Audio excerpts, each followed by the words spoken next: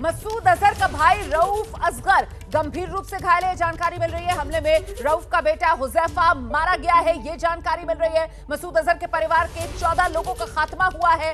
मसूद अजहर के परिवार के 14 लोगों की मौत, ये बड़ी खबर आ रही है। सीधा आपको लेकर चलेंगे अपने सहयोगी शिवांग के पास। शिवांग, देखिए, इस वक्त जो जानकारी मिल रही है कि 14 लोगों की जैश ए मोहम्मद के सरगना मसूद अजहर के परिवार के 14 लोगों की मौत हो चुकी है।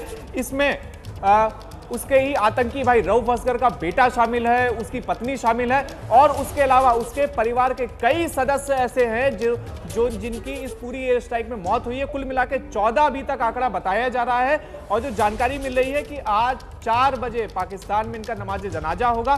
तो जिस तरह से ये आतंकी लगातार भारत के ऊपर हमला करते थे, लोगों के परिवारों को एक दूसरे से दूर करते थे, पहली बार जाकर इनको जो ये हरकत करते थे वो हरकत इनके साथ हुई है कि जिस तरह से लोगों के परिवारों को ये दूर करते थे, तो इनके परिवार को ही जिस तरह से एयर स्ट्राइक में इनके परिवार के लोग मरे हैं। और उसके अलावा इसमें यह भी जानकारी मिल रही है कि मसूद अजहर का उसकी एब्सेंस में जो उसका एम्पायर संभाल रहा था रऊफ असगर, जिसने पहलगाम हमले में एक बड़ी भूमिका निभाई थी, वो गंभीर रूप से घायल है, अस्पताल में भी भर्ती है।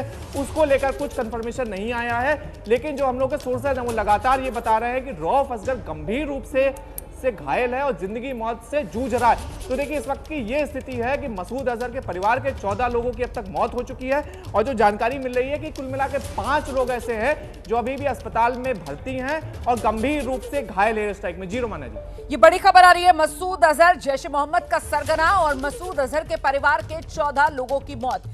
महत्वपूर्ण यह हो जाता है कि मसूद अजहर के बाद उसका भाई रऊफ असगर, वो ही कहीं ना कहीं जैश ए मोहम्मद की कमान भी संभाले हुए था और साथ ही साथ जो पहलगाम में आतंकवादी हमला हुआ उसका मुख्य साजिशकर्ता भी ये रऊफ असगर बताया जा रहा है। रऊफ असगर का बेटा हुजैफा की पत्नी, उन 14 लोगों में शामिल मसूद अजहर के परिवार के जिनकी मौत हो गई है।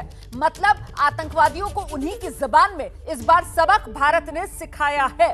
कल्पना से भी बड़ी सजा मिलेगी, सजा मिलकर रहेगी, ये वो हुंकार है जो देश के प्रधानमंत्री नरेंद्र मोदी ने 22 अप्रैल पहलगाम हमले के बाद 24 अप्रैल को देश के सामने भरी थी और उसे भारतीय सेना ने सच करके दिखाया है। मसूद अजहर के परिवार के 14 लोगों की मौत, आतंक का खात्मा, आतंक नेस्तनाबूद होता हुआ। और देखिए कितनी बड़ी सजा यहां पर आतंकवादियों को भारत की तरफ से दी गई है। ये तो अभी शुरुआती खबरें हैं, एक तरीके से आप कह सकते हैं ये तो अभी शुरुआत भर है। जो खबरें आने का सिलसिला शुरू हुआ है, नीरज हमारे साथ मौजूद हैं।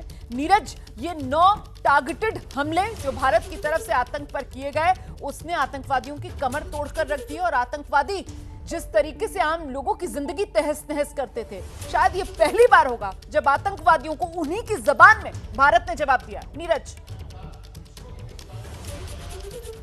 बिल्कुल मिट्टी में मिलाकर रखा है रोमाना जो आतंकी कैंप थे, जो हम लोग लगातार बता रहे थे, सुबह से बता रहे थे देर रात से कि कौन से 9 जगह पर हैं। उन 9 के टेरर कैंप्स के नाम तक दिए हैं। जो कर्नल सोफिया कुरैशी थी, उन्होंने वहां मौजूद थी जब प्रेस कॉन्फ्रेंस में उन्होंने बताया कि 9 लोकेशन 21 टारगेट जो है उन्होंने जो तबाह किए हैं, जिसमें भारतीय वायुसेना का शामिल रहे, रफाल फाइटर जेट्स और साथ ही प्रिसीशन स्ट्राइक यानी कि जो रॉकेट्स के जरिए, मिसाइल के जरिए जो टारगेट्स किए जाते हैं, जमीन से मार करने वाली जो मिसाइल होती है, रॉकेट्स जो है पिनाका, उन सब का इस्तेमाल किया गया इन टेरर कैंप्स को। और साथ में यह भी बताया कि कौन से टेरर कैंप में कहां पर जो भारत में आतंकी हमले हुए हैं वो कहां पर शामिल थे, कौन कौन से आतंकियों ने जो हमले किए थे, उनकी ट्रेनिंग किस किस कैंप में हुई थी। उन ट्रेनिंग कैंप्स को जो है वो निशाना बनाया गया। जैसे महमूना कैंप जो कि सियालकोट में है, जो हिजबुल मुजाहिदीन का सबसे बड़ा टेरर कैंप माना जाता है, जो कि इंटरनेशनल बाउंड्री से 15 किलोमीटर दूर। सरजाल कैंप जिसमें जैश ए मोहम्मद का टेरर कैंप था, जो कि अंतर्राष्ट्रीय सीमा से हमारी सांबा कठुआ से 8 किलोमीटर की दूरी पर था,